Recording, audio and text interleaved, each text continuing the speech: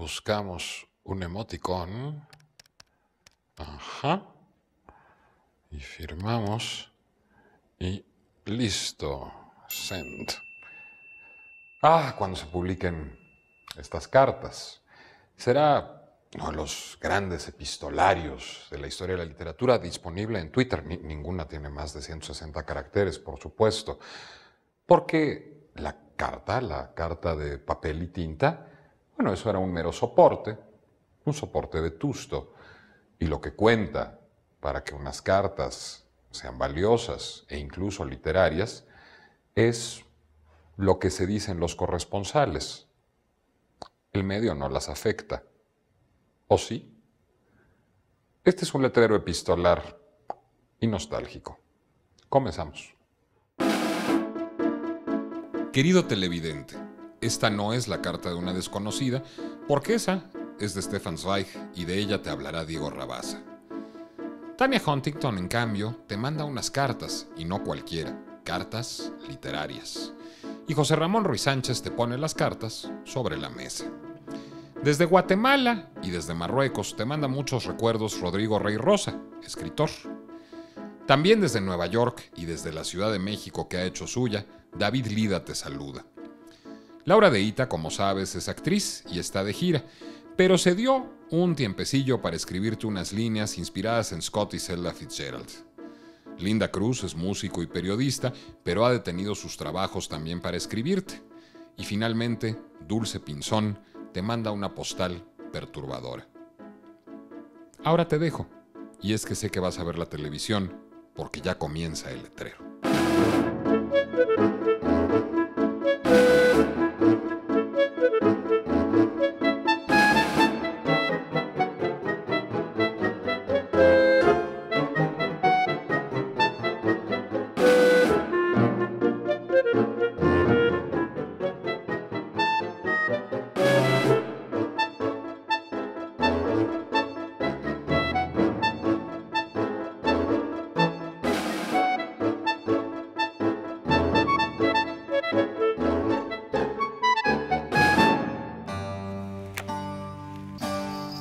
Presencia femenina, aunque a lo mejor no me lo está diciendo el tarot, sino una estabatita. No, sí, una presencia femenina. Tez clara, acento extranjero, importante para tu vida laboral. Tania Huntington, claro. Huntington, sí.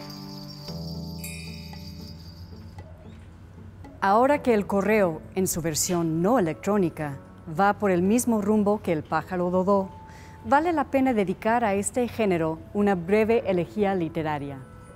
Después de todo, la carta ha sido una pieza fundamental en la historia de la literatura desde el siglo XV, cuando Diego de San Pedro metió a la Aureola y Leriano en aquella cárcel de amor. Pero, ¿por qué nos interesa tanto fisgonear en toda esa correspondencia ajena? Con o sin remitente, una carta nos remite, antes que nada, al secreto. Se trata de un comunicado privado al que nos asomamos transgrediendo de paso las mores sociales. A veces, ese impulso voyerista se frustra. Por ejemplo, rompiendo un mandamiento del decálogo narrativo de no introducir secretos sin revelarlos, Edgar Allan Poe, mientras inventa el cuento policíaco, salva la reputación de una bella dama en la carta robada al describir únicamente su aspecto exterior. El sello, el color de la tinta, mas no el sin duda salaz contenido de sus pliegues. Y hablando de esos pliegues, según la protagonista Nené de Boquitas Pintadas, y por ende según su autor, Manuel Puig, lo mejor de una carta de amor es el hecho de que lo que viene dentro de ese sobre, manoseado por más de un cartero, es una hoja que porta únicamente las huellas del amado. Tocar la carta, por lo tanto, es estar a un solo grado de tocarlo a él, sean cuales sean las distancias geográficas o temporales. Pero no todo es miel sobre hojuelas en el correo. Existen misivas, aparte de la cuenta de luz, que pueden provocarnos terror o, cuando menos, insomnio. En el Drácula de Bram Stoker, las cartas sirven como una técnica narrativa para dosificarnos el suspenso. justo cuando pensamos que no podía empeorar la cosa, porque ya tuvieron que meterle una estaca a la bella Lucy mientras yacía en su tumba y además cortarle la cabeza y llenarle la boca de ajo, llega otra carta para enterarnos de que ahora Drácula le está haciendo visitas nocturnas a Mina. Hasta el momento, no he leído ninguna novela basada en correos electrónicos que logre ser más interesante que mi propia bandeja de entrada. Sin embargo, el poder de la metáfora epistolar debería poder sostenerse en nuevos formatos. Sigamos con la esperanza de que pronto nos entren nuevos mensajes. Toma una carta.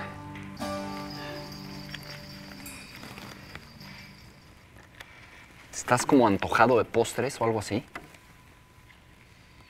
Puede ser. Dulce... No, no es eso. Dulce pinzón. Una pieza de arte. Algo muy interesante en el porvenir.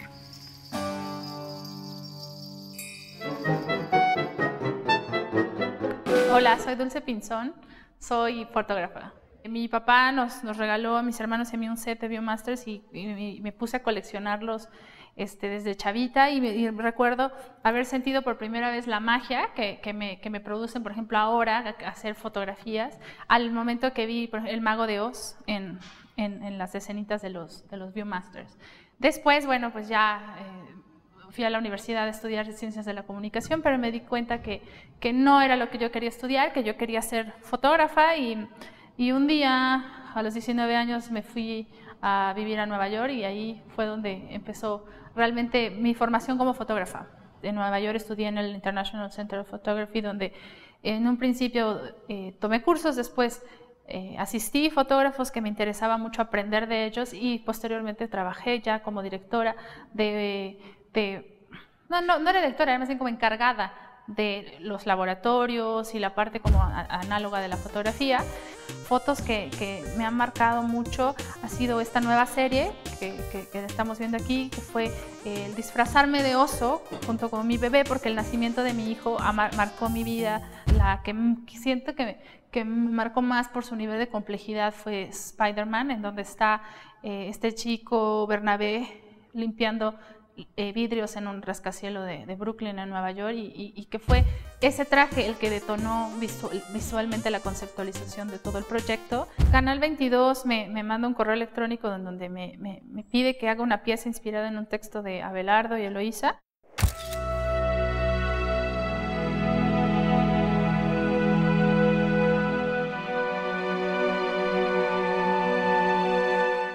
Y fue eso lo que me inspiró, el sentimiento de la correspondencia que existió entre Abelardo y Eloísa. Entonces invité a Mario Bellatín a participar.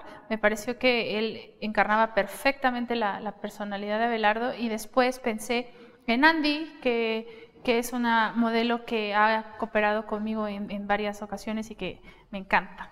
Y bueno, pues como siempre me gusta como manejar las fotografías en un tono como una sátira bastante negra, pues mantener esa parte de mi obra, pero también cuidando muchísimo la luz, que a mí me encanta mucho crear atmósferas a partir de la luz.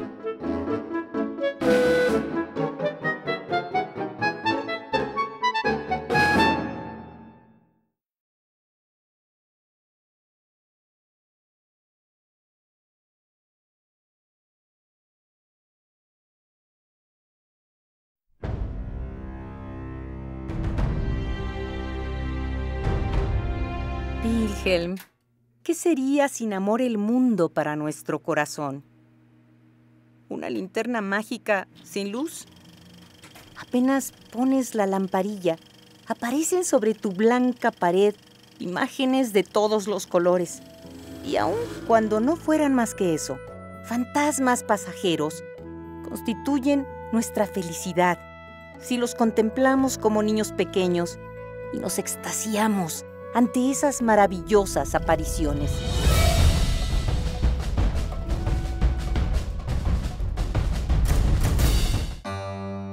Toma una carta del mazo central. Es tu futuro inmediato. Un rey. Es un rey rosa. le gusta viajar, le gusta traducir. Ya lo verás. Rodrigo, a veces diera la impresión que eres un hombre que necesita la distancia para escribir. La distancia geográfica, la distancia literaria. Has dicho que escribes uno por traducir uno, viajas mucho, tardaste mucho en escribir sobre Guatemala. ¿En efecto necesitas distanciarte para mirar las cosas? Sí, sí creo que es... ¿Por qué? ¿Tiene que ver esto con tu infancia particularmente viajera? No, con la lentitud de reflejos, tal vez. ¿Cosa que siempre tuviste? Sí, sí, sí. ¿Viajar es un pretexto para escribir? Pues al principio para mí viajar era el fin en sí, y viajando comencé a escribir. Durante mi primer viaje solo, de cierta duración por Europa, sin haber pensado en escribir, pero sí... O sea, escribir no era un proyecto profesional en ese momento. Empecé a escribir para llenar esta especie de vacío que se crea cuando... Yo me imaginaba, no sé, que iba a tener aventuras, pero no, viajé solo durante casi 3 meses sin hablar con prácticamente nadie más que para pedir las llaves del hotel, porque no tenía mucho talento de comunicación, digamos, no era muy sociable. En ese momento empecé a escribir un poco para mantener mi cordura. ¿Qué terminó por determinar esa vocación literaria, Rodrigo? ¿Tu encuentro con Paul Bowles? No, mucho antes. O sea, cuando yo conocí a Paul, tenía casi un año de estar escribiendo. Y creo saber el momento exacto en que dije, o hago esto o no hago nada. Estaba leyendo un cuento de Borges, Tron Ukbar, Orbis Tertius. Y ahí en ese momento me acuerdo de haber decidido, no, yo tengo que hacer algo así o no hago nada. ¿Cómo te formaste literariamente? Hasta que llegas con Bowles, ¿tienes una formación, digamos, autodidacta y desordenada como escritor?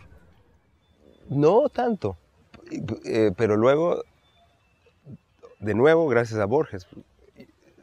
Ahí para mí se dieron un montón de circunstancias cruzadas que supongo que estaban marcando mi camino. Esa lectura de Borges, en ese momento estaba yo abandonando la carrera de medicina que había comenzado y comencé a ir como oyente a las clases de un catedrático en la misma universidad donde estudiaba medicina. En Guatemala. Que estaba hablando de Borges. Que era un catedrático español que se había ido de España como tantos intelectuales, ya era muy mayor, en este momento habrá tenido 70 años, que me impresionó por sus disertaciones sobre Borges y me atreví a enseñarle los primeros pinitos que estaba haciendo. Y él me dijo, mire, usted tiene mucho trabajo que hacer, pero creo que vale la pena que lo siga haciendo. Lea Borges como la Biblia todos los días y empecé a hacerlo, eso más o menos un año antes de viajar a Marruecos. Y leyendo a Borges me dieron ganas de conocer los libros de que él hablaba, porque siempre está hablando de libros que un lector de 19 años raramente conoce. Pues digamos Chesterton, Stevenson, Conrad, todos esos me sonaban los nombres, pero me puse a leer todo esto, Kipling. O sea, te pusiste a leer inglés, como Borges. Sí. Bueno, muchos en traducción, porque sí, esos son libros que sí existían en traducción, malas traducciones, pero fue al llegar a Tánger donde porque aparte de eso, Borges habla mucho de los clásicos, ¿no? Y yo sí me puse a leer lo que encontraba en Guatemala. ¿Tú fuiste a Tánger a buscar a Bowles? No, porque no. ¿Lo habías leído ya? Había leído sus cuentos, la colección de cuentos publicada en el 79, que son casi todos los cuentos, ¿no? Y me impresionó mucho, además porque hay una afinidad ahí borgiana bastante evidente y sí, yo había llegado casi a Marruecos en mi viaje por Europa, pero por falta de dinero, ya tenía mi visa marroquí, que era muy difícil de obtener como guatemalteco. No logré cruzar el estrecho, pero me quedé con mucho deseo de conocer Marruecos. Eso, bueno, 3 años más tarde que se me presenta la oportunidad de ir a Marruecos y conocer a Bowles, pues fue como no era por él únicamente. ¿Aunque él era parte de la idea de emprender ese viaje? No, bueno, sí, pero el viaje fue dentro del marco de una universidad de Nueva York que ofrecían un curso de escritura creativa con Bowles. Y así fue como me fui. Toma una carta del mazo de los otros.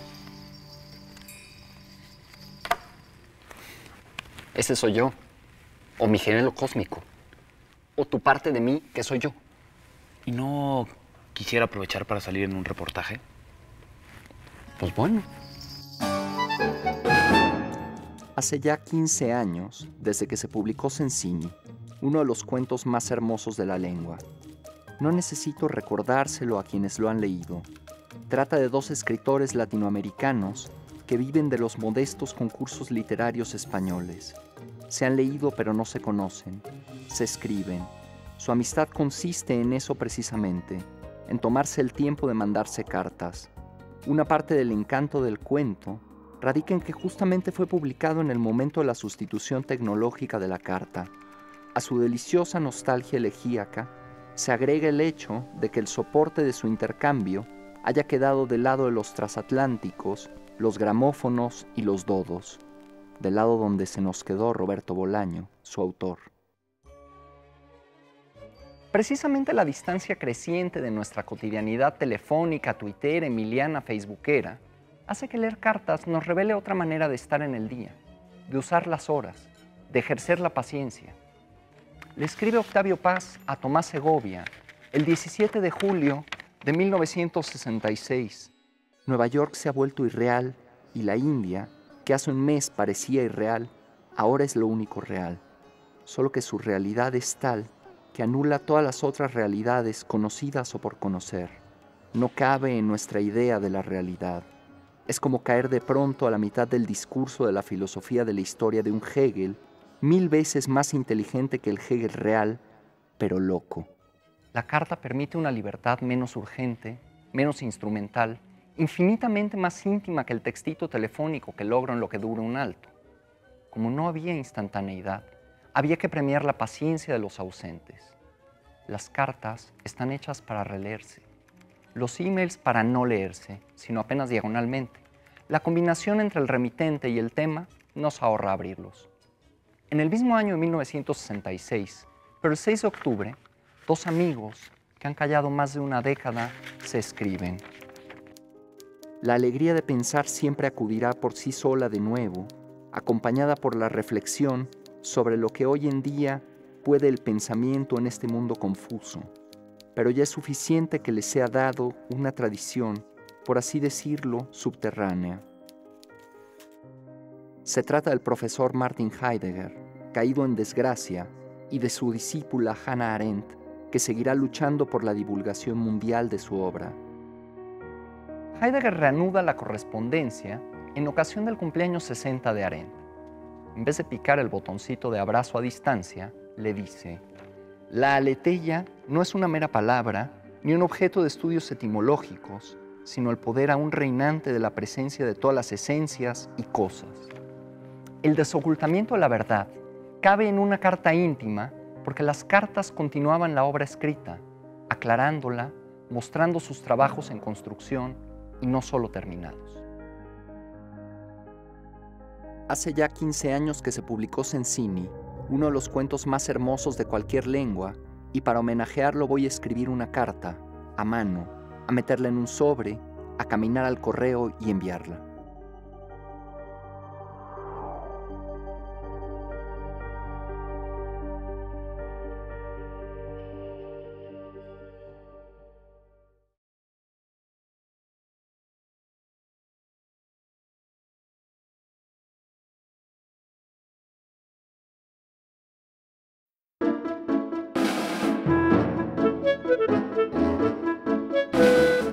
Bueno, pues ahora vamos a comenzar con la primera parte de la puesta en escena para la obra que voy a realizar hoy.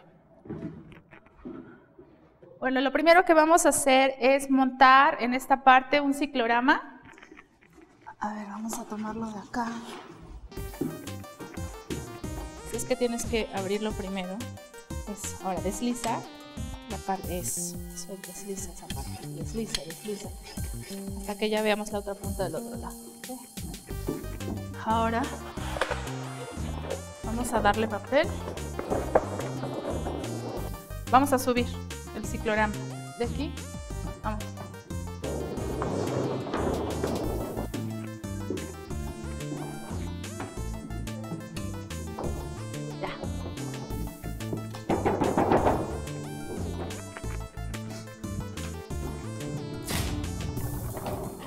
Ahí está.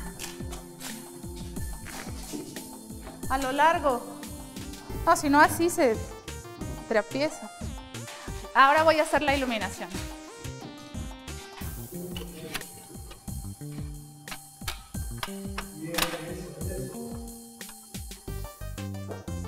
Pues que voy a hacer una combinación de luces entre flashes y luz continua, porque lo que quiero es crear una iluminación bastante dramática, como Rembrandt casi, pero le voy a poner algunos elementos que hagan que Eloísa sea casi como una divinidad. En el caso, por ejemplo, de Abelardo, que vaya a ser casi como inerte en los brazos de Eloísa. El texto habla sobre una correspondencia que tienen Eloísa y Abelardo, una intimidad, pero muy dolida, eso es lo que quise recrear, ¿no?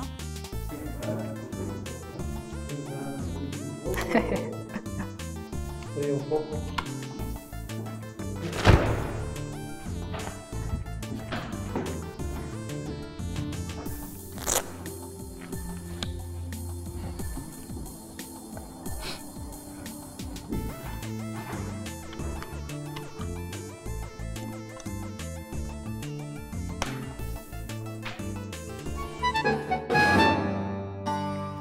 Es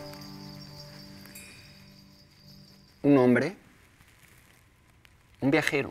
Le gusta hablar de sí mismo. Veo dos ciudades, Nueva York y la Ciudad de México. Increíble. David Lida.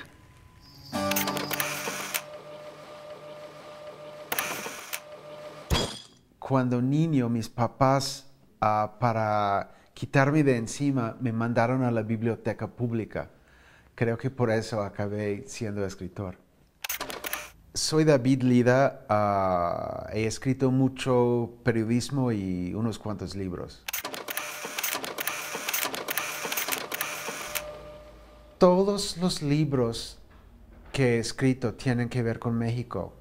Tengo un libro de cuentos, todos esos cuentos se ubican en México. Y la novela que estoy trabajando ahora se ubica entre México y Estados Unidos. Y los libros de crónicas son sobre México. Es el lugar donde vivo, es lo que está a mi alrededor y es el lugar que he elegido. Creo que elegí a México porque me fascinó y no es que quiero escribir un retrato de México color rosa, aún mucho menos color rosa mexicano.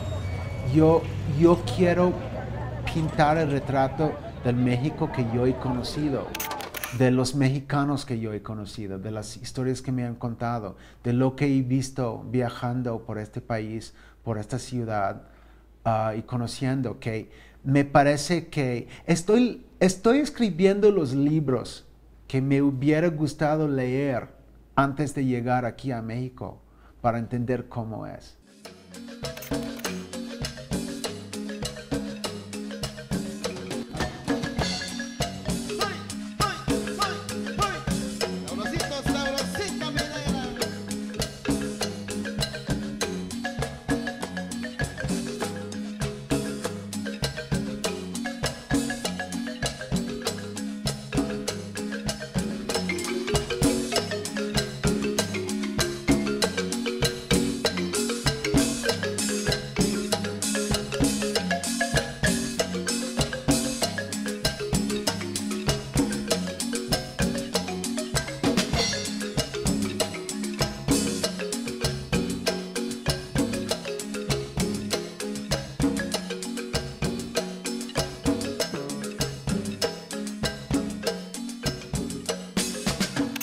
El libro que me da más orgullo es Las llaves de la ciudad, porque lo escribí en un idioma que no es mío, o que no es mi primer idioma.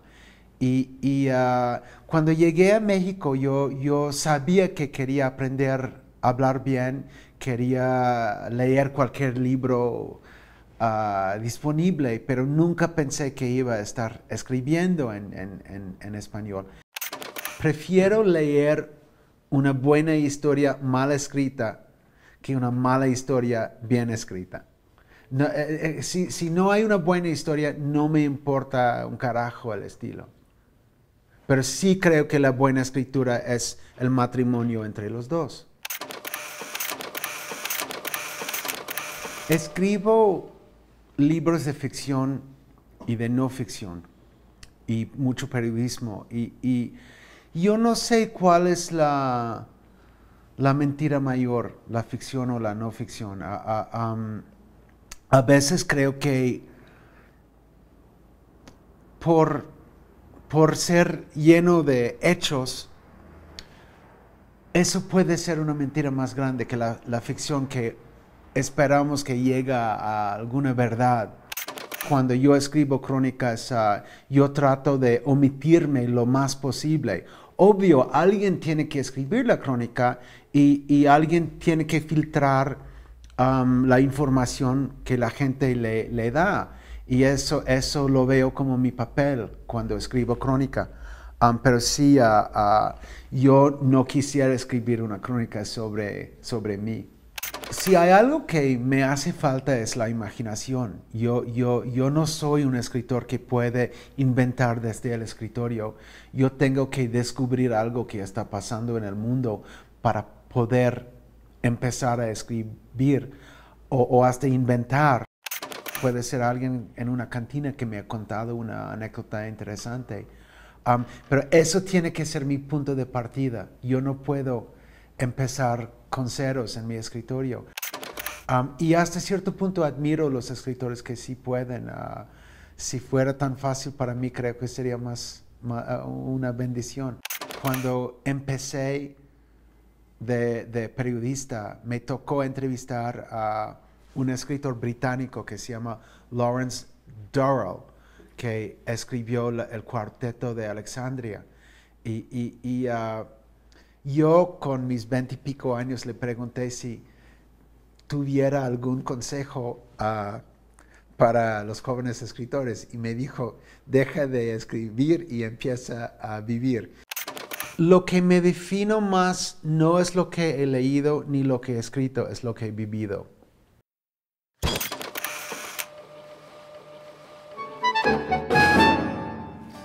¿Tienes alguna pregunta? Sí. Quiero saber qué me depara el futuro inmediato. Vas a hacer un reportaje.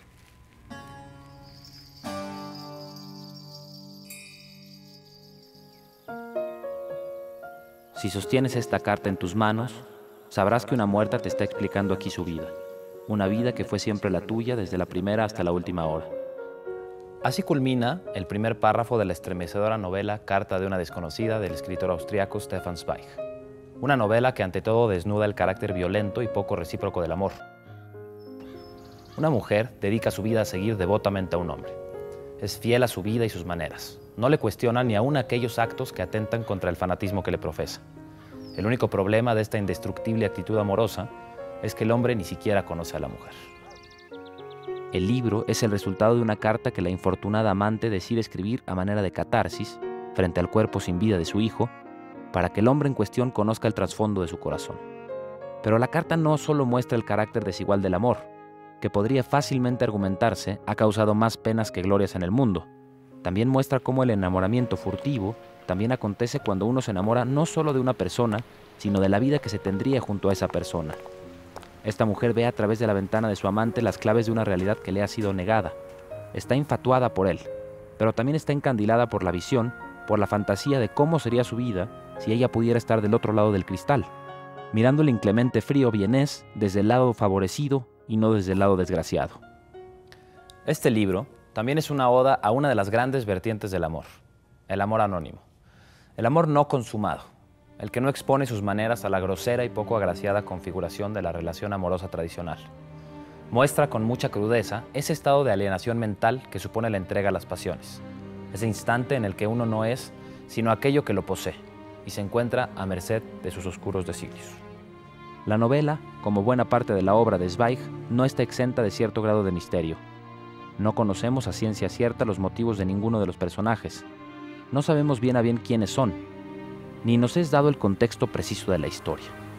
Quizá esto obedezca a la aspiración sveigiana de retratar la esencia del alma humana de manera universal. Y lo hace con la elegancia de los grandes maestros, dejando más interrogantes que respuestas a su paso.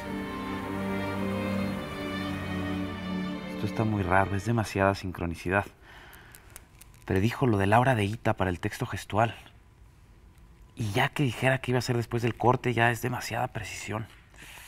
Así que me voy a comprar el melate.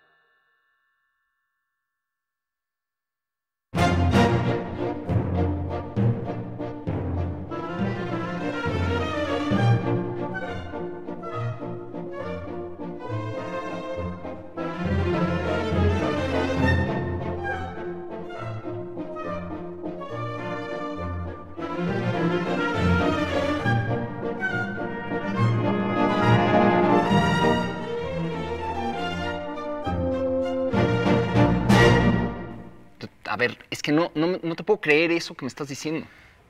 Es que yo tampoco lo creía, pero atinó a cosas que no se podían conocer más que por la vía mística. Oye, ¿y quién me dijiste que te lo recomendó? Rodrigo Reyrosa, lo conoció en Marruecos, en su estancia en Marruecos. Y ya me picaste. ¿Por qué no seguimos un poco con la entrevista de Reyrosa?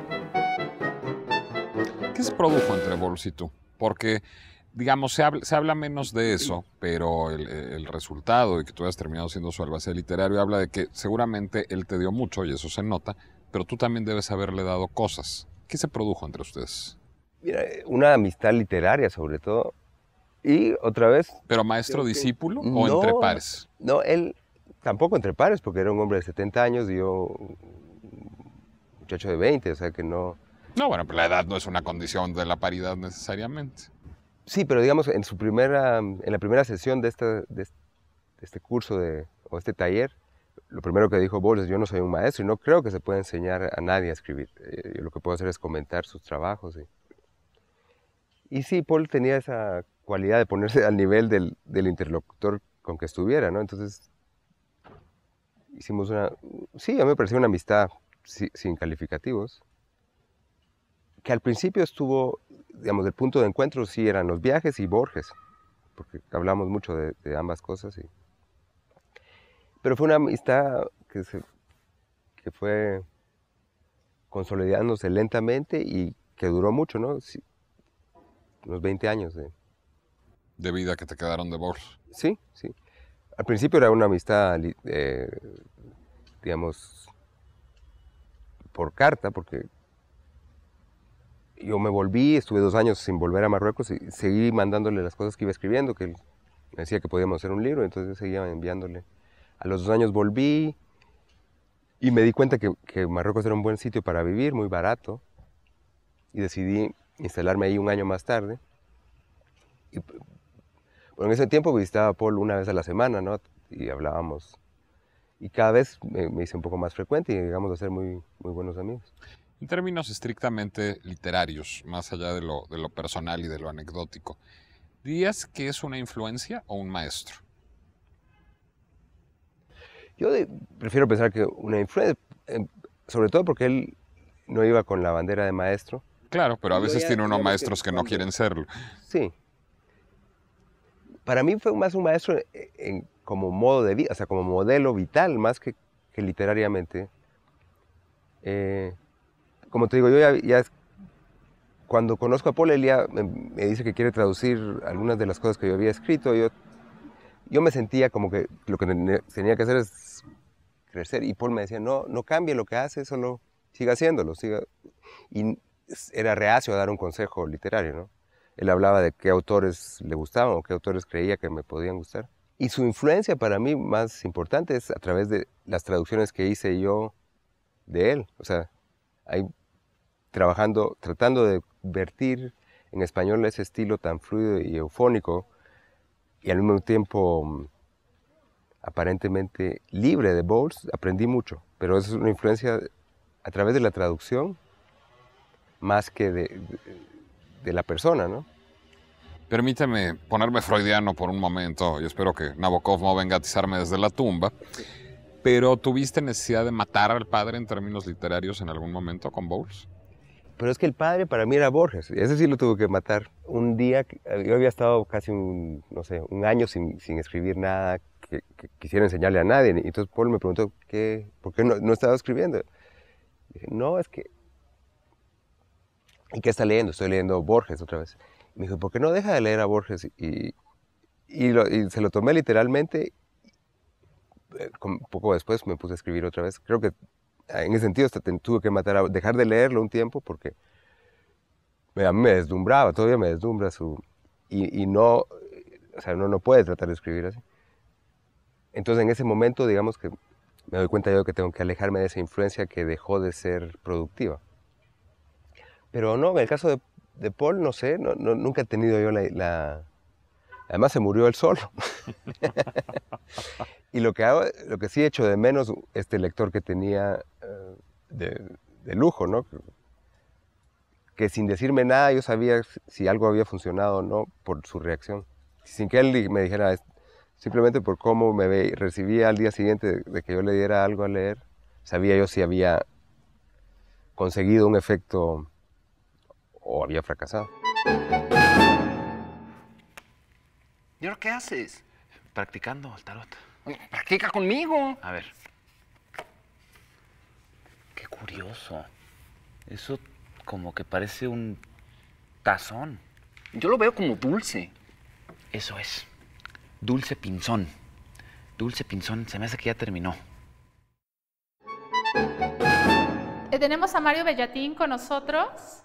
Él va a representar a Abelardo y tenemos a Andrea Velázquez, que, bueno, mejor conocida como Andy, que va a representar a Eloísa. Por favor, Mario. Bueno, entonces vamos a que salgan a relucir los 2 meses de entrenamiento exhaustivo que hiciste para esta toma, para poder doblar, extender.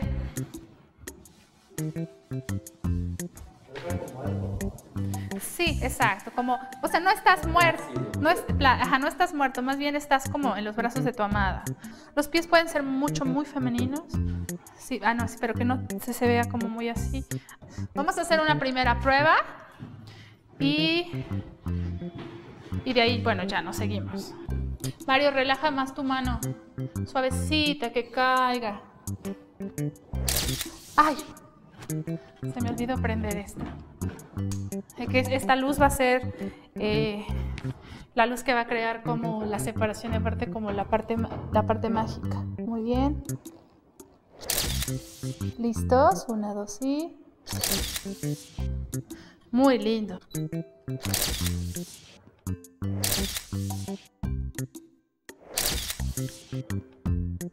Pues ya estoy lista, ya estoy en el camino para hacer la toma final.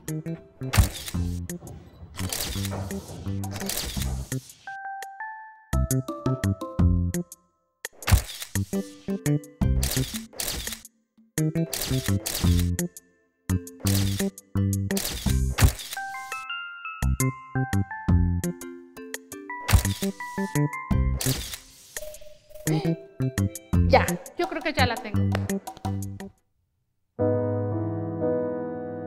El criado le informó de las visitas que había tenido durante su ausencia, así como de las llamadas telefónicas, y le entregó la correspondencia sobre una bandeja. Él la miró distraído, abrió algunos sobres cuyos remitentes le interesaban, y dejó a un lado uno de letra desconocida que le pareció muy voluminoso. Entretanto, le habían servido el té y sentado cómodamente en una butaca, hojeó nuevamente el diario y curioseó entre los sobres. Encendió un cigarro y tomó otra vez la carta que había apartado.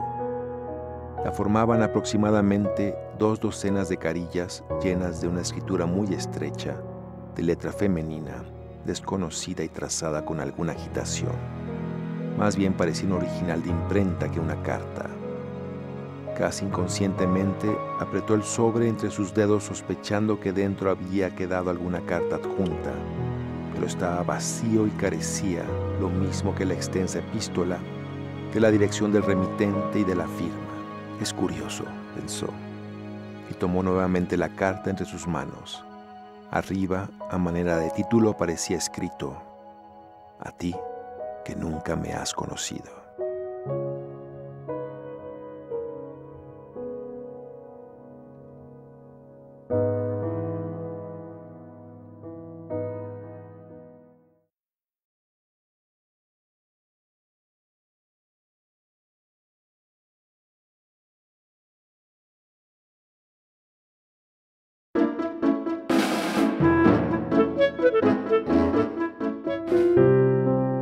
Al entrar en el territorio que tiene por capital a Eutropia, el viajero no ve una ciudad, sino muchas, de igual importancia y no disímiles entre sí, desparramadas en un vasto y ondulado altiplano. Soy Linda Cruz, hago postproducción audiovisual, soy músico y tengo un programa de entrevistas de entretenimiento en Prodigy MSN llamado Hot. Les voy a hablar del libro Las ciudades invisibles, de un autor italiano llamado Italo Calvino. Eutropia no es una, sino todas esas ciudades al mismo tiempo. Una sola está habitada, las otras vacías, y esto ocurre por turno. Bueno, narran ciudades imaginarias y cada ciudad yo conecté de manera muy particular en distintos momentos y en distintas emociones de las que yo atravesé cuando me vine a vivir a México, ¿no? El día en que los habitantes de Eutropia se sienten abrumados de cansancio y nadie soporta más su trabajo, sus padres, su casa y su calle, las deudas, la gente a la que hay que saludar o que te saluda, entonces toda la ciudadanía decide trasladarse a la ciudad vecina que está ahí, esperándolos, vacía y como nueva. Pues mi familia casi toda vive en Aguascalientes todavía, y si hay una cosa de que somos hidrocálidos y oímos la pelea de gallos y bueno, ¿no? Te sientes súper orgulloso y viva Aguascalientes, ¿no? Y sí, yo gran parte de lo que soy se lo debo a esa ciudad. Pues esta debe ser del 98, que fue cuando llegué para acá. O sea, sí, no. O sea, ya, este era mi separador. Tengo todavía mi mapa del metro cuando llegué a vivir acá. Fue entender también las razones por las cuales yo me había cambiado de ciudad, ¿no? Pienso de Italo Calvino que es un autor que definitivamente hay que leer, que tiene distintas obras igual de ricas, igual de deliciosas, igual de disfrutables, que tiene también la particularidad de que lo empiezas a leer y lo tienes que terminar cuanto antes, ¿no? Te picas y te picas y te picas. O sea, la estructura del libro es casi indescriptible, porque no es una novela, no hay un desarrollo de personajes, es más bien como unos relatos entre Marco Polo y Kublai Khan. Como sus respectivas sociedades están ordenadas sin grandes diferencias de riqueza o de autoridad, el paso de una función a otra se produce sin grandes sacudidas. La variedad está asegurada por la multiplicidad de sus tareas, de modo que en el espacio de una vida es raro que alguien vuelva a un oficio que ya haya sido el suyo. Este libro también es importante porque me lo regaló Iñaki, mi esposo, el día que empezamos a ser novios. De este modo la ciudad repite su vida siempre igual, desplazándose hacia arriba y hacia abajo en su tablero de ajedrez vacío. Los habitantes vuelven a recitar las mismas escenas con actores cambiados, repiten las mismas réplicas con acentos combinados de otra manera. Todos tenemos una parte de cada ciudad que está plasmada en este libro. Y a mí es lo que me parece muy conmovedor, ¿no? Que todos tenemos un lado triste, un lado oscuro, un lado viejo, un lado estéril, un lado sutil, un lado nostálgico, ¿no? Y cada ciudad tiene una cierta característica, entonces eso me parece conmovedor. Sola entre todas las ciudades del imperio, Eutropía permanece idéntica a sí misma. Mercurio, dios de los volubles, a quien está consagrada la ciudad, cumplió este ambiguo milagro.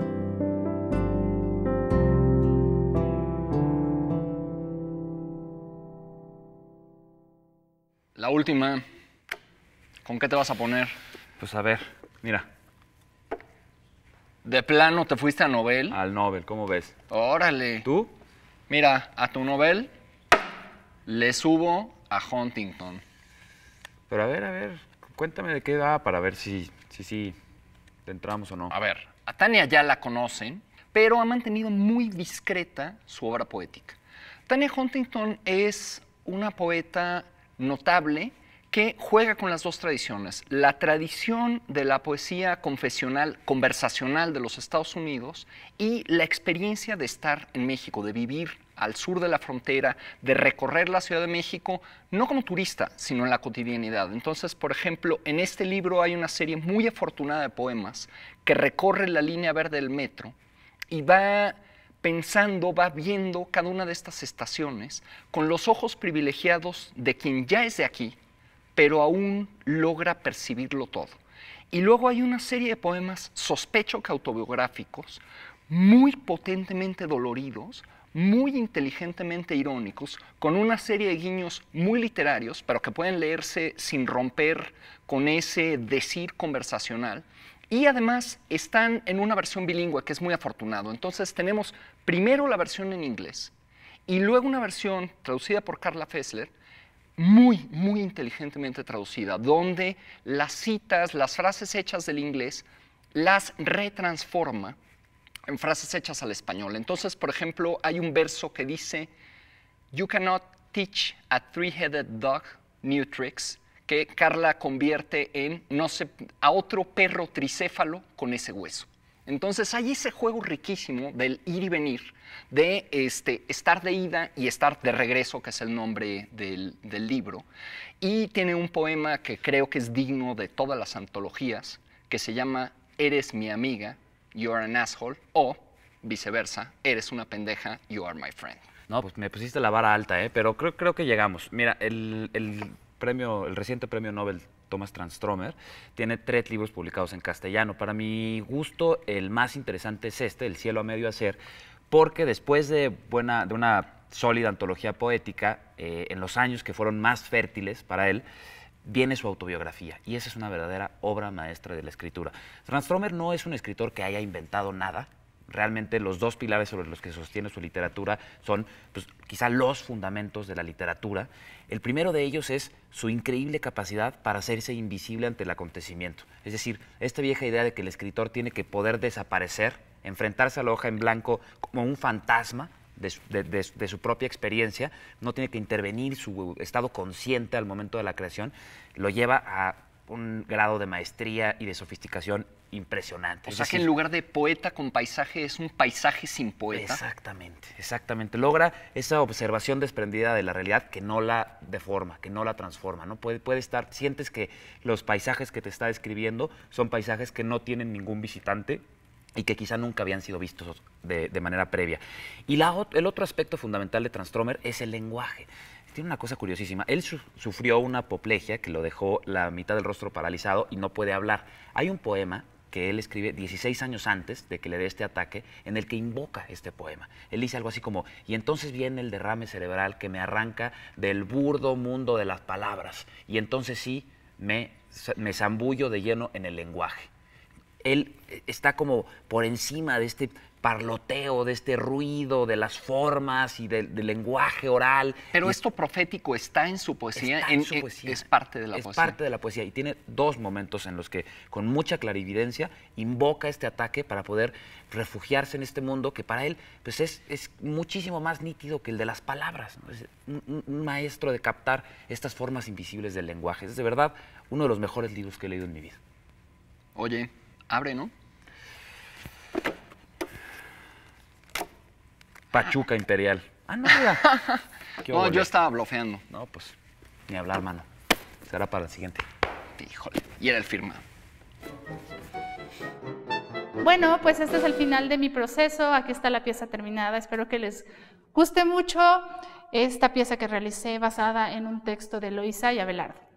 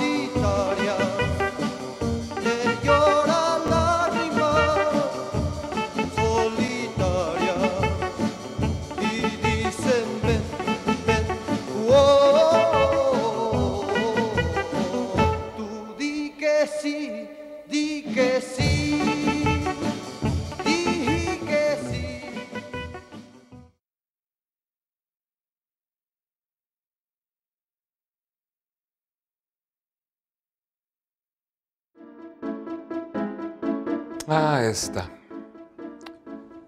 Esta es una pieza de museo. La última carta que mandé me la devolvió el servicio de correos. Resultó que el apartado postal que me habían dado como dirección en realidad era el del tío Gamboín. Desde entonces aprendí la lección que todos, incluidos los escritores, conocemos hoy. Y clamo junto con ellos. No puedo hablar. No puedo escribir. No más puro WhatsApp. Esto fue El Letrero. Ahí nos vemos en las redes sociales.